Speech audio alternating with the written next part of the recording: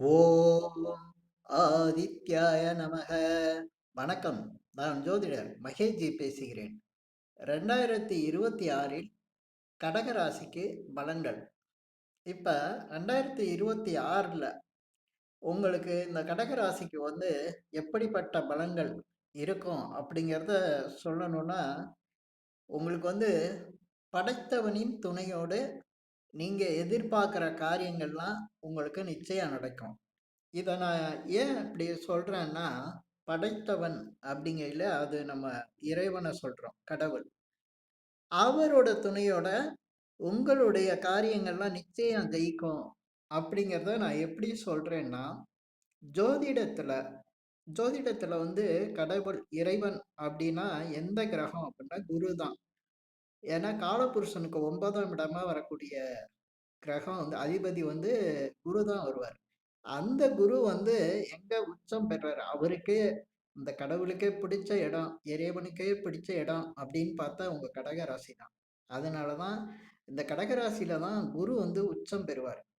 அப்ப இந்த கடக ராசியில பிறந்தவங்களுக்கு பார்த்தீங்கன்னா, எப்பவுமே படைத்தவனின் துணை இருந்துகிட்டே இருக்கும்.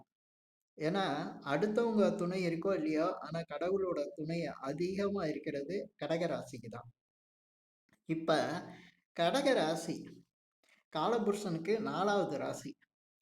இது வீடு, இடம், நிலம், வாகனம், தாய் அப்படிங்கிறத நம்ம இந்த காரகத்துவமா இந்த கடகராசிக்கு சொல்றோம். ஆனா, அதை விட ரொம்ப சக்தி வாய்ந்தது என்னன்னா, கடகராசி சந்திரன் சந்திரன் இந்த வீட்டு அதிபதியா இருக்கிறது தான். சந்திரன் அதிபதியா இருக்கிறதுனால பார்த்தீங்கன்னா, கடக ராசி தான் எண்ணங்களுக்கு காரகமா இருக்கிறது. அதாவது எண்ணங்கள்னா மனசு. ஒருத்தருடைய மனசு எப்படியோ, அது போல தான் வாழ்க்கையும் இருக்கும். இந்த மனசுக்கு காரகன் சந்திரன்.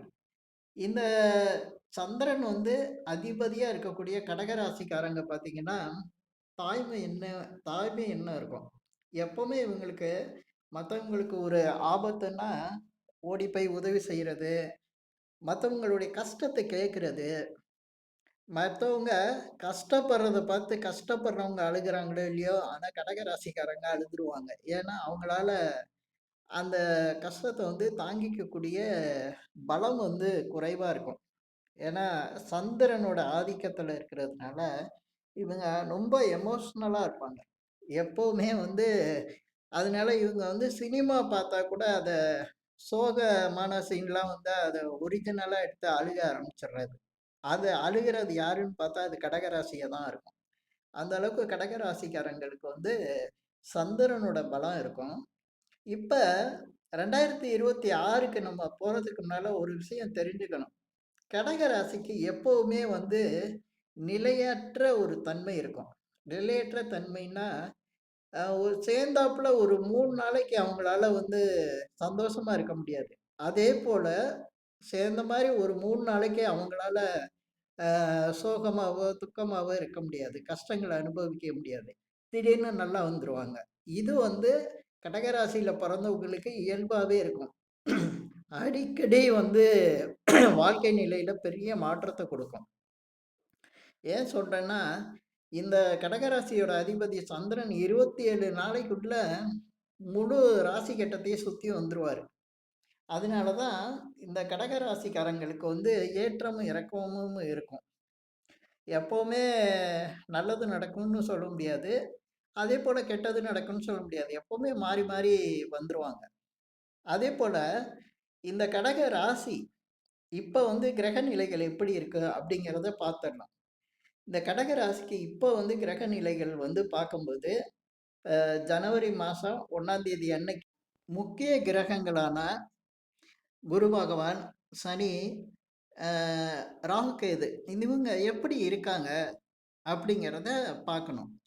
இப்ப குரு பகவான் உங்க ராசிக்கு 12ஆம் இடத்துல இருப்பாரு. அதேபோல சனி பகவான் பார்த்தீங்கன்னா, உங்க ராசிக்கு 9ஆம் இடத்துல இருப்பாரு. இதுல கேது பகவான் உங்க ராசிக்கு 2ஆம் இடத்துலயும், 8ஆம் இடத்துல ராகு பகவானும் இருக்காங்க. இந்த 2026ல பலன்கள் எப்படின்னா, குரு பகவான் மட்டும் தான் பயிற்சி ஆகுறாரு. அவரு ஜூன் 1ஆம் தேதி பயிற்சி ஆகுறாரு. மற்றபடி மற்ற முக்கிய கிரகங்கள் எதுவும் பயிற்சி இல்ல. அதனால பலன்கள் எப்படி வரும் அப்டின்னா, இப்ப உங்க கடகராசிய பொறுத்தவரையும் குரு பகவான்ங்கிறது ரொம்ப ஒரு பயிற்சி ஆகுறது ரொம்ப முக்கியமான ஒரு கிரகமா பார்க்கப்படுது. ஏன்னா, 12 ராசியிலே குரு பகவான் உச்சம் பெறுறது உங்க ராசியில தான். அதனால குரு பகவான் பயிற்சி ஆனப்புறம் உங்களுடைய லைஃப் எப்படி இருக்கும்? அதுக்கு முன்னால எப்படி? அப்படிங்கிறத நம்ம கொஞ்சம் பார்த்துட்டோம்னா, அதுக்கப்புறம் சனி பகவானோடையும், ஆ ராகு கேதுவோடையும் உங்களுக்கு எப்படி ஒரு பலன்கள் வந்து கிடைக்கும் அப்படிங்கிறதையும் பார்த்துடலாம். இப்ப குரு பகவான் வந்து ராசிக்கு 12ல இருக்காரு. இந்த 12ல குரு பகவான் இருக்கிறது வந்து, பொதுவா வந்து குரு வந்து ராசிக்கு 12ல மறைஞ்சு இருக்கிறது அப்படிம்பாங்க.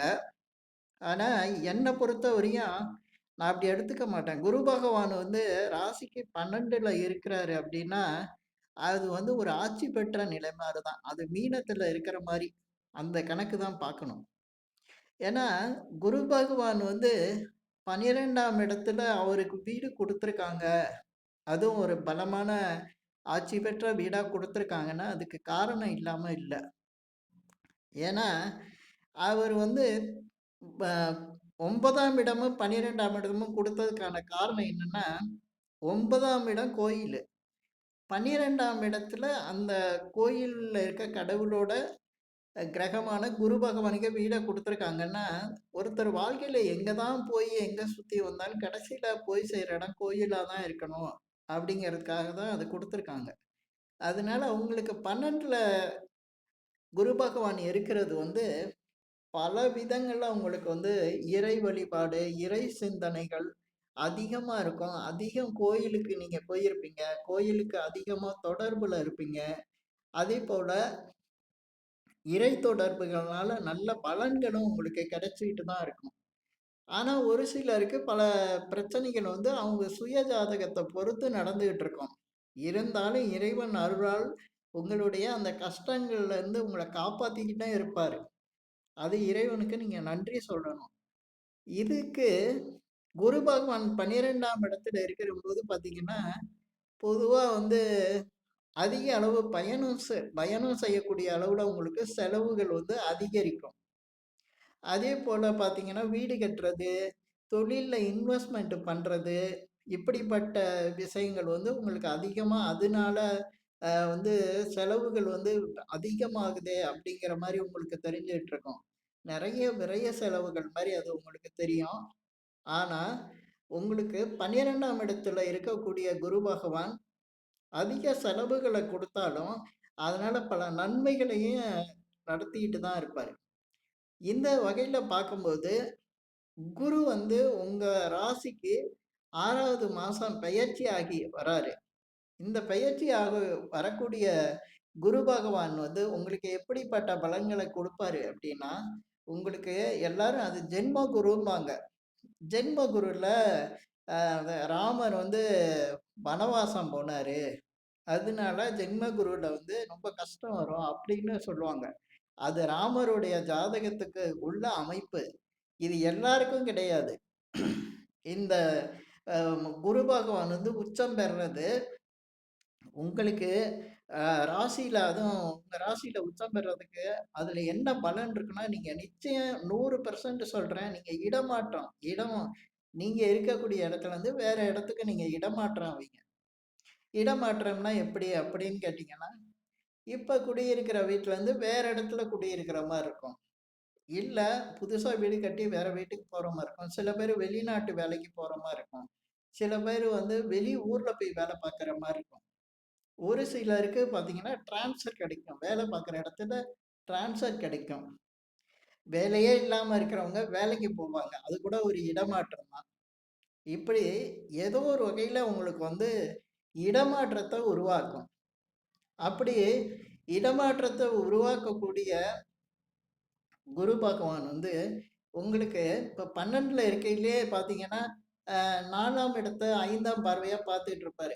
நெறைய பேருக்கு வந்து வீடு, இடம், நிலம் சம்மந்தப்பட்ட விஷயங்கள்ல வந்து ஓ ஏதோ ஒரு நல்ல ஒரு பலன் இருந்திருக்கும். வீடு, இடம், நிலம் இது சம்மந்தப்பட்ட விஷயங்கள்ல வீடு வாங்கியிருப்பாங்க. சில பேரு வீட்லயே சில புதுப்பிச்சு கட்டுறது, எக்ஸ்ட்ரா கட்டுறது, இந்த மாரி சில பேர் புதுசா வாகனம் மாத்துனது, வாகனம் வாங்குனது, இதெல்லாம் நடந்திருக்கும். சில பேர் வந்து வீடு சம்மந்தமான விஷயங்கள்ல ஏதாவது பிரச்சனை இருந்தா, அந்த பிரச்சனை சரியா இருக்கும். இப்படி அ அதேபோல அ அந்த இடம் வந்து பயணத்தையும் சொல்லுது. நெறைய பேரு வெளி ஊரு, வெளிநாடு இந்த மாரிலாம் போயிட்டு கூட வந்திருப்பாங்க. இன்னும் ஒரு சிலருக்கு பார்த்தீங்கன்னா, அந்த 4ஆம் இடம் அப்படிங்கிறது வந்து உங்க மனசு சொல்லக்கூடியது. அந்த மனசுல வந்து சந்தோஷத்த குடுத்துக்கிட்டு இருக்க நிகழ்ச்சிகள்லாம் நடந்துகிட்டு இருக்கும். இப்படியே குரு வந்து 12ல இருந்தாலும் அவருடைய பார்வை பலன் வந்து உங்களுக்கு சாதகமா இருக்கும். அதே போல அவருடைய 7ஆம் பார்வை வந்து 6ஆம் இடத்துக்கு இருக்கும். உங்க ராசிக்கு 6ஆம் இடத்துல. நெறைய பேருக்கு வந்து பார்த்தீங்கன்னா, புதுசா வேலை கிடைச்சிருக்கும். சில பேர் வந்து சுயதொழில் ஆரம்பிச்சிருப்பாங்க. ஒரு சிலருக்கு வந்து அ அ அந்த 6ஆம் இடம் அப்படிங்கையில வந்து எதிர் அ அதாவது ஆப்போசிட்ல உள்ளவங்கள சொல்லக்கூடியது அது. இப்ப நீங்க நீர்னா நெருப்பு அப்படிங்கிற மாரி. நீங்க வந்து அந்நிய தேசத்துக்கு அந்நிய தேசம்னா, அந்நிய பாஷை பேசுறவங்க, அந்நிய மதத்த சேர்ந்தவங்களால உங்களுக்கு நன்மைகள் நடந்திருக்கும். சில பேருக்கு கடன் பிரச்சனையெல்லாம் முடிஞ்சிருக்கும். சில பேருக்கு வாழ்க்கையில பல பிரச்சனைகளா இருந்துட்டு இருந்த விஷயங்கள் கொஞ்சம் ஒரு முடிவுக்கு வந்திருக்கும். நல்ல ஒரு விஷயம் நடந்திருக்கும். ஏன்னா குருவின் பார்வை வந்து இவ்வளவு விசேஷ தன்மைய கொடுக்கும். அதேபோல அடுத்து அவருடைய 9வது பார்வை ராசிக்கு 8ஆம் இடத்துல வந்திருக்கும். 8ஆம் இடம்ங்கிறது சில பேருக்கு பல நன்மைகளை நடத்தக்கூடிய விஷயங்கள். இப்ப நான் சொல்லிக்கிட்டு இருக்க நேரத்துல கூட உங்களுக்கு எதுவும் நடக்கல அப்டின்னா, அந்த 6 மாசத்துக்கு வந்து இன்னும் உங்களுக்கு நாளு இந்த குருவோட தன்மை வந்து 12ல இருக்கு. அதனால உங்களுக்கு அப்படிப்பட்ட பல நன்மைகள் வந்து இந்த இடத்துல நடக்கிறதுக்கு வாய்ப்புகள் இருக்கு. இதுக்கு அடுத்து குரு பெயர்ச்சிக்கு அப்புறம் ராசியில இருப்பாரு. அப்ப 5ஆம் இடத்த பார்க்கிறவரு. அவருடைய பார்வை வந்து 5, 7, 9க்கு வந்துரும். 5ஆம் இடத்த பார்க்கும்போது உங்களுக்கு உயர்கல்வி படிக்கிறதுக்கான வாய்ப்பு, அதேபோல பார்த்தீங்கன்னா, அதிர்ஷ்டமான வாய்ப்பு. சில பேருக்கு குழந்தை இல்லாதவங்களுக்கு குழந்தை பிறக்கக்கூடிய வாய்ப்பு உண்டாகும். இது மாரி 7ஆம் இடத்த பார்க்கையில திருமண விஷயங்கள்ல உங்களுக்கு ஒரு நல்ல அ நிலை வரும். திருமணம் ஆனவங்களுக்கு கணவன் மனைவிக்குள்ள ஒரு நல்ல அந்யோன்யம் இருக்கும். நண்பர்களோட நல்ல ஒரு அ உதவிகள் கிடைக்கும். அதேமாரி கூட்டு தொழில் செஞ்சவங்களுக்கு இப்ப ஒரு நல்ல ஒரு வாய்ப்பு வரும். அது அவரு வந்து ஜென்மத்துல இருக்கும்போது. நான் ஜென்ம குருவ பத்தி கொஞ்சம் சொல்லாம விட்டுட்டேன். ஜென்ம குருங்கிறது ஒரு இடமாற்றத்த தான் உண்டாக்கும். அது வந்து கஷ்டத்த உண்டாக்காது. அ அவரு வந்து அடுத்து அவருடைய பார்வை 9ஆம் இடத்துக்கு போது, அந்த 9ஆம் இடத்துல சனி பகவான் இருக்காரு. நிச்சயமா உங்களுக்கு வந்து வெளிநாடு யோகம் இருக்கும். வெளிநாடு சம்மந்தமான தொழில் செய்றவங்களுக்கு இது ஒரு யோகமான காலம். அது இந்த குரு பகவானோட பல நன்மைகள் வந்து இந்த பாகிஸ்தானத்த பார்க்கும்போது உங்களுக்கு நடக்கும். அதே சமயத்துல சனி பகவான் 9ல இருக்கிறாரு. நிச்சயம் இந்த கடக ராசியில சேர்ந்தவங்க நெறைய பேரு அது தடைப்பட்ட கல்விய இந்த நேரத்துல படிச்சுட்டு இருப்பாங்க. போன சனி பயிற்சிக்கு அப்புறமே இது நடந்திருக்கும். இப்ப 9ல இருக்கிற சனி பகவான குரு வேற பார்க்கிறதுனால, நிச்சயமா எப்பயோ விட்டு போன கல்விய இப்ப திரும்ப படிக்கிற மாரி இருக்கும். நிச்சயம் கடக ராசிக்காரங்களுக்கு இது 100% நடக்கும். அ நான் சொன்ன இந்த பதிவுல சொன்ன விஷயங்கள நீங்க இப்ப உங்களுக்கு ஓரளவு புரியும். ஏற்கனவே இந்த விடைப்பட்ட கல்விய தொடர்றவங்களுக்கு புரியும். 9ஆம் இடத்துல சனி பகவான் வந்திருக்கையில ஒரு பெரிய மாற்றத்த குடுப்பார் கல்வி நிலையில. அது அதேபோல உங்களுக்கு ராகு வந்து 8ல இருக்கிறது, உங்களுக்கு பல கஷ்டங்கள குடுக்குற மாரி இருந்தாலும், ஏன்னா அது குருவோட பார்வையில இப்ப இருக்கு. உங்களுக்கு வந்து வெளிநாடு யோகம், வெளிநாட்டு மனிதர்களால யோகம், மற்ற மொழி பேசுறவங்களோட ஒரு இணக்கமான நட்பு, அவங்களால லாபம் இதெல்லாம் உண்டாயிட்டு இருக்கும். இப்ப 2ல கேது இருக்கிறது வந்து, உங்களுடைய பேச்சுக்கள வந்து அ சுருக்கிக்கிறது நன்மையா தரும். ஏன்னா, இந்த கேது இருக்கும்போது, மற்றவங்கள்ட்ட விலகி போற மாரியே உங்களுடைய பேச்சுக்கள் அதிகமா இருக்கும். வருமானத்துல சில குறைபாடுகள் வரதான் செய்யும். ஏன்னா, வருமானத்த வந்து கேது பகவான் வந்து குறைக்கிறதுக்கு வருமான வருமானம் வந்து உங்களுக்கு தடைப்படுறதுக்கு பல வாய்ப்புகளை உண்டாக்குவார். ஆனாலும் கேது வந்து அங்க சூரியனா வேலை செய்வாரு. கேது வந்து சூரியன் வீட்ல இருக்கிறதுனால மிக சிறப்பா சூரியனோட வேலை செய்வார். அதனால அரசு சம்பந்தப்பட்ட துறையிலிருந்து வரவேண்டிய பணம் வரும். அரசு சம்பந்தப்பட்ட வேலையில இருக்கிறவங்களுக்கு பதவி உயர்வு வரும். அதேபோல பெரிய பதவியில இருக்கிறவங்களுக்கு நல்ல வருமானம் வருமானம்னா சம்பளம் அதிகரிக்கும். இந்த மாரி பல நல்ல விஷயங்களும் அங்க நடக்கும். அதே சமயத்துல திருமணம் ஆகாதவங்களுக்கு திருமணம் அமைஞ்சு குடும்பம் அமையும். கேது 2ல இருக்கும்போது இந்த மாரி விஷயங்கள் நடக்கும். அது மாரி மருத்துவத் துறையில இருக்கிறவங்களுக்கு நல்ல வருமானம் வரும். ஜோதிட துறையில இருக்கவங்களுக்கு நல்ல வருமானம் வரும். ஆன்மீக சம்பந்தப்பட்ட துறையில இருக்கிறவங்களுக்கு நல்ல வருமானம் வரும். ஏன்னா கேது 2ல இருக்கார்ல, அதனால அந்த நிலைய வந்து உங்களுக்கு குடுத்துக்கிட்டே இருப்பார். இதுபோல உங்களுக்கு படைத்தவனின் துணை எப்பவுமே இருக்கும். அது இந்த தடவ குரு பெயர்ச்சிக்கு அப்புறம் உங்க கூடவே கடவுள் இருக்க மாரி தான். ராசியிலேயே குரு இருக்கிறது. படைத்தவனின் துணை இருக்கிறதுனால, நீங்க நெனச்ச அத்தன காரியமும் உங்களுக்கு சுலபமா முடியும். இந்த பதிவுல நான் சொன்ன விஷயங்கள் உங்களுக்கு பிடிச்சிருந்தா ஷேர் பண்ணுங்க, லைக் பண்ணுங்க. அதேபோல இந்த சேனலுக்கு சப்ஸ்கிரைப் பண்ணுங்க. என்கிட்ட ஜாதகம் பார்க்கணும்னா மட்டும் கீழ இருக்க என் நம்பருக்கு கால் பண்ணுங்க. நன்றி, வணக்கம்.